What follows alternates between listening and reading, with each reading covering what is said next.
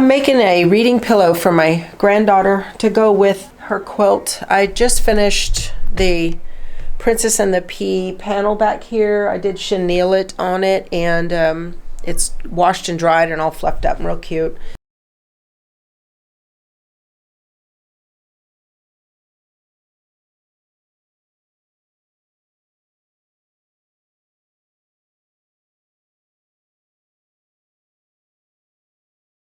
The reading pillow, I'm using a, this is called a KimberBlank. It's from Kimberbell. And I love this. It's pre-quilted already, and it already has a zipper in it, which is really nice. This is an 18 by 18 blank for a pillow. So the design I want to put on there is Once Upon a Time with a little girl. So I got this off of Etsy, and then this is Designs by Juju. And I've got to pick out threads and whatnot to make all that match and coordinate. And I love that the KimberBlank that I have matches the border on the quilt that I put on there. So, sorry, I've got allergies. So I want the pocket on the, I'm going to turn this KimberBlank into a reading pillow, so it needs a pocket on there to hold the book. So I figure an inch down here at the bottom for seam allowance and book bulk. And I guess right here I'm going to make the pocket like 8 inches high.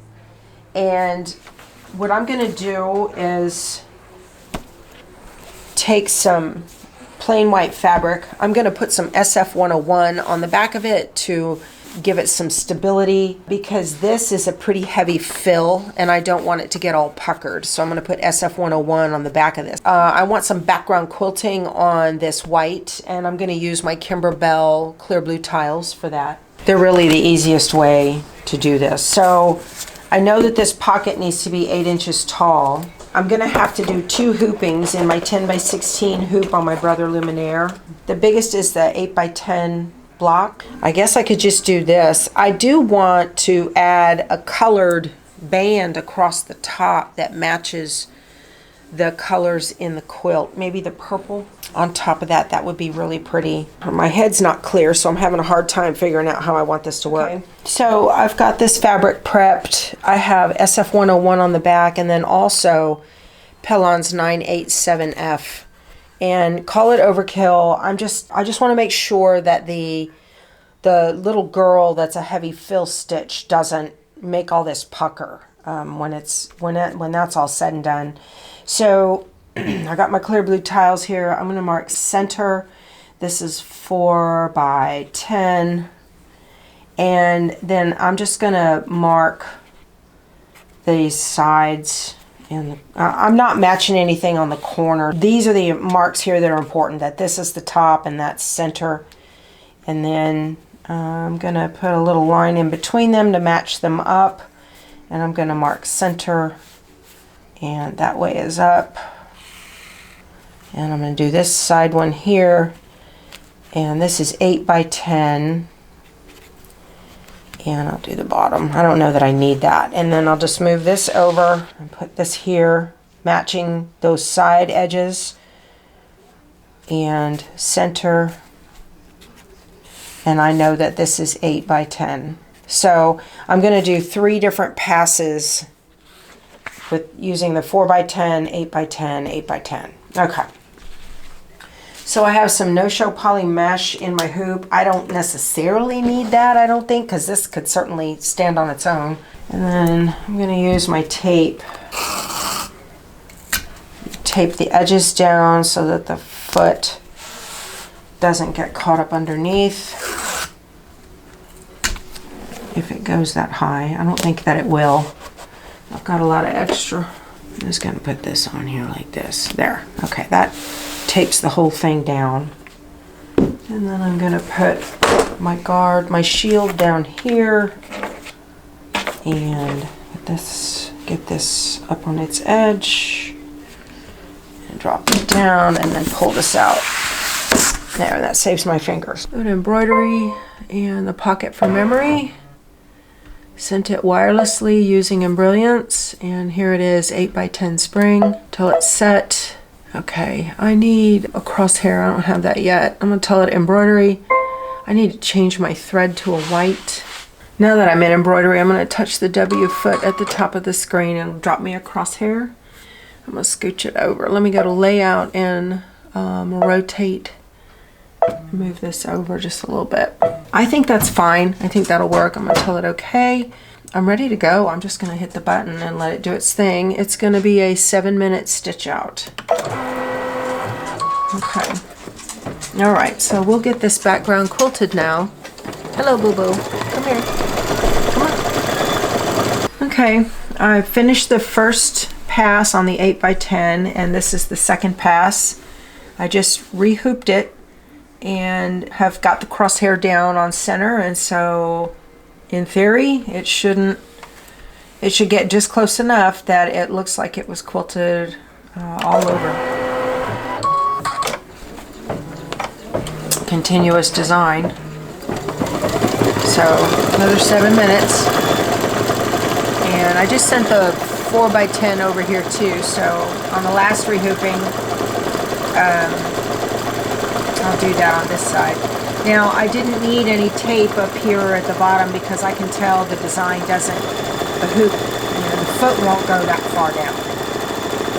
So, we'll let this one finish up. Oh, this turned out great. I mean, this is the beauty of the clear blue tiles system. So see, here's that, the side alignment mark, and look how close those are together. But they don't overlap, so they look like continuous quilting. It's beautiful. It worked out great. Right here too, right next to each other but not overlapping. That's what you're after. So I got one more pass to do for the 4x10, and then this will be ready to go on the multi-needle to do the design on it.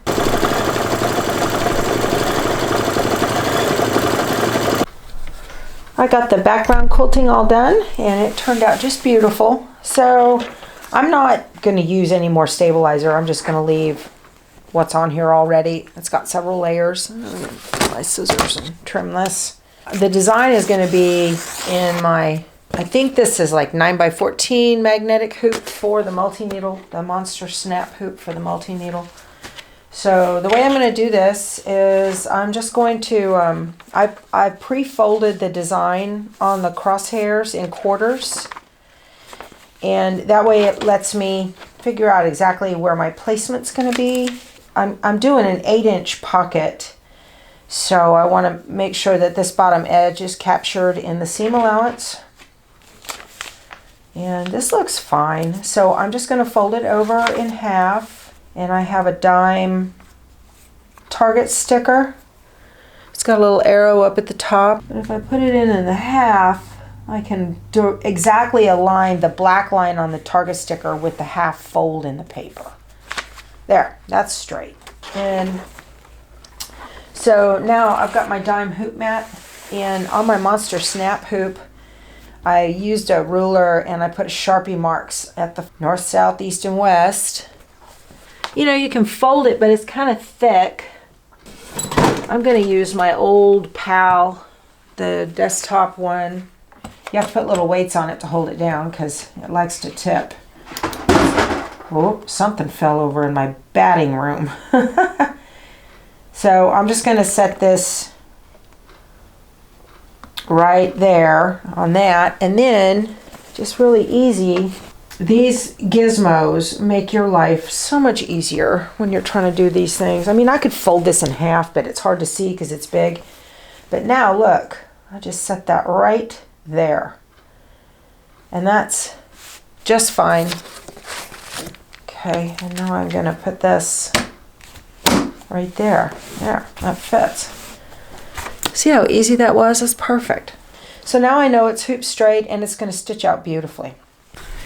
I just went through the design, and this is a printout from Embrilliance. It gives you the design itself and then all of your stitches. And what I do is I go through here and determine which spool on the back of the machine. I just put a big number by it so I can keep up with that.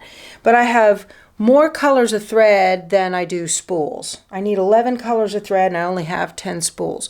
So the way I do that is I go through here and I look and see what's going to be needed where. The way my machine is situated in the corner here, it's kind of a pain to get to the higher number spools. 6, 7, 8, 9, 10. I'd have to pull the whole card out and move it around, and that's a pain.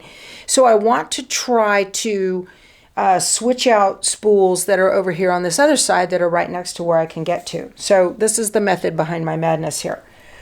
I'm going to use spool number 1 on the second stitch. I need another color for her skin, and that's the one I don't have room for. So what I'm going to do is this'll stitch on number 1, then it's going to go to spool number 2, and here number 1 is not used again in the rest of the design.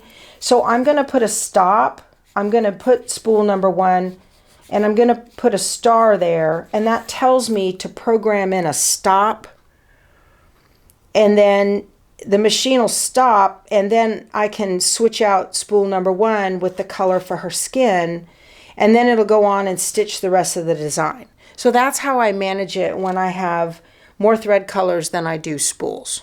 So now it's time to program the machine. Okay, I use the design database transfer from Brother to do that. So I'm just going to touch the wireless symbol, and there it is right there. It says it's too big, it's going to rotate it. I'm going to tell it okay. It'll come in upside down. It always does. And so I'm going to hit set because that's the one I want. And I'm going to hit set there. And now I'm going to rotate it for my brain. It makes it easier for me. And it knows it needs to go 180. So I'm just going to touch 90 and it flipped it around. I'm going to tell it okay. I want to go ahead and scan the hoop so it sees the crosshair and I can exactly get it placed right. And I like doing this now in the edit mode so that as I move the design, let me do this. You see it moving around? Okay. I'm going to get in with the magnifying glass. I can barely see the sticker. I'm going to hit the magnifying glass. Well, the machine kept telling me to change to a larger hoop. I didn't think I should, but it wanted me to. So I went ahead and put everything in here. I just floated it inside the standard hoop. And I don't need this on.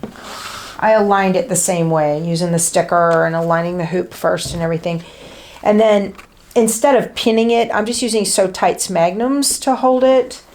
And, you know, once you get it on, it's kind of a guesstimate. Oh, look, it's even holding through the plastic here on the end. That's pretty good. You can move them around from the back once you get the magnets on. And that way you can make sure it's not going to hit anything. But that's in there pretty good. Look, I'm picking it up. This is holding it by the fabric. It's not going anywhere. So I really like using these instead of pins now for my embroidery. So I'm going to give this another shot. I got to move my hoop around a little bit. I really think sometimes if you don't have these screws back here tight, and I don't know this to be true, but I think there's a sensor in these littler screws that tell the machine where it's at as far as hoop size. So that may have been the problem, but I just went to a larger hoop just to be safe. I checked the design. It's much smaller than that magnetic hoop. That's okay. So I'm going to put it in here. Try this again. I've already dropped the oil in there for the day. And I have a white Filtech magnetic bobbin in the bobbin case. So now let's see if it doesn't treat us a little bit better. Now let me hit the camera, and now it's taking a full picture of everything.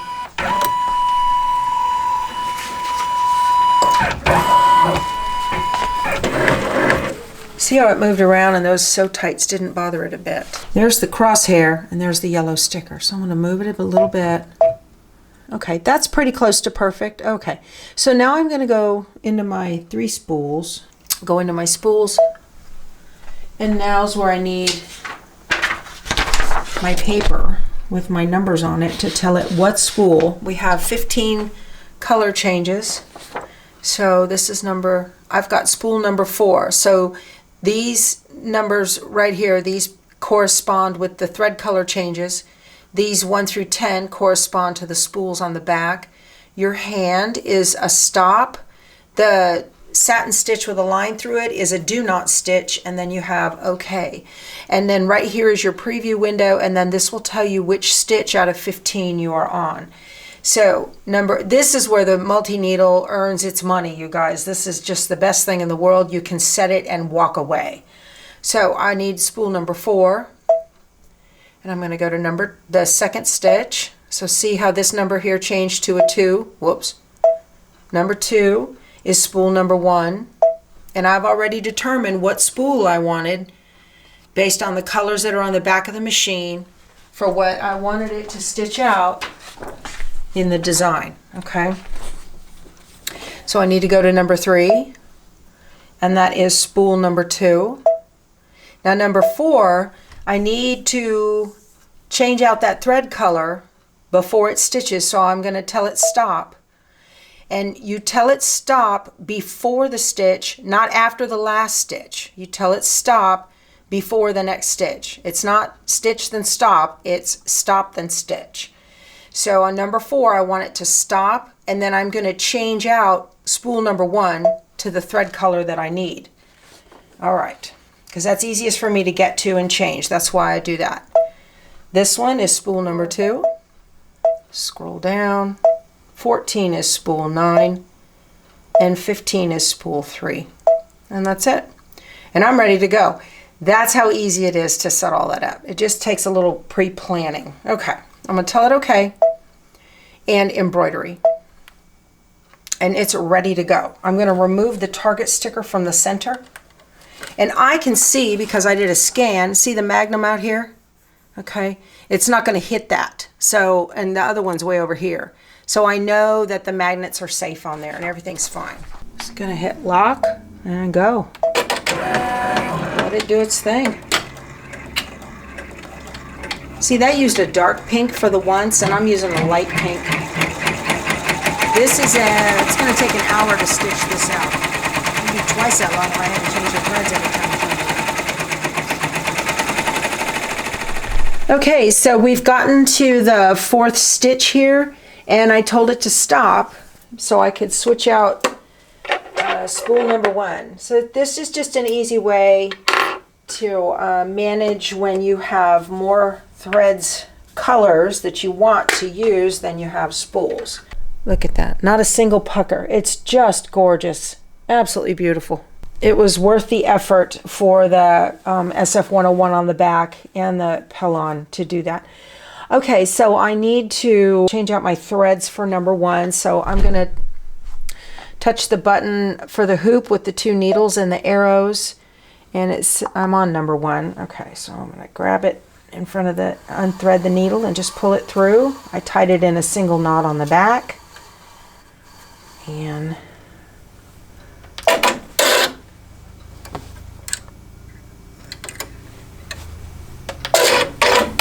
all right, we're good to go. I'm going to tell it OK and lock and go. There we go. Okay, it's got another half hour and now it's stitching the little girl. This is coming out so incredibly pretty.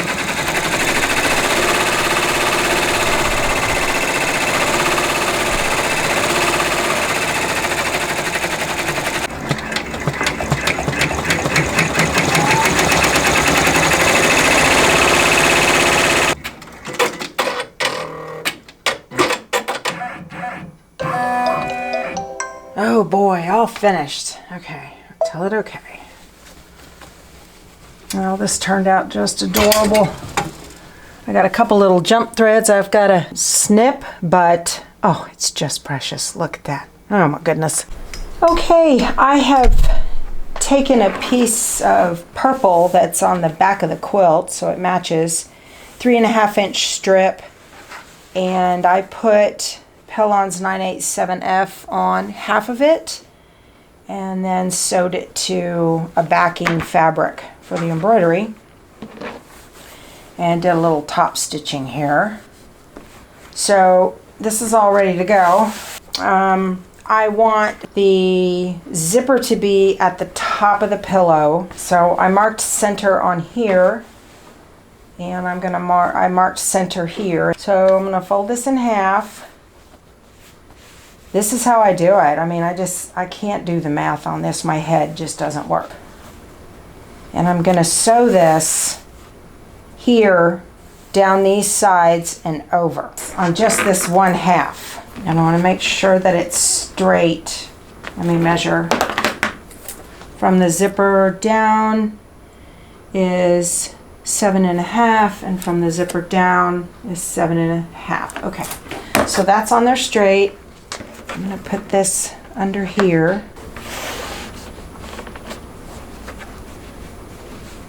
Okay, get these open. I use the dime pressing station to press these seams open from the inside. You know, I was flipped inside out. All right, here we go. Put this in here.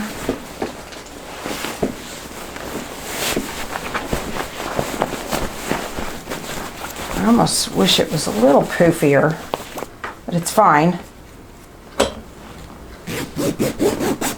Look. Oh, goodness. Would you look at that? How about that? Her present is finished.